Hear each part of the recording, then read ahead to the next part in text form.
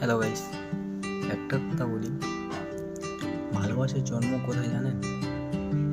সম্ভবত আমার মনে হয় চীনে। কারণ চীনে যেমন জিনিস কোনো গ্যারান্টি থাকে না, তেমনি যে কোনো মেয়ের ভালোবাসা না কোনো গ্যারান্টি থাকে না। একদিন আসে, আবার দুদিন পর ছেড়ে চলে যায়। এটাই আমার মনে হয় ভালোবাসা আসলে হয়তো চীনেই জন্ম।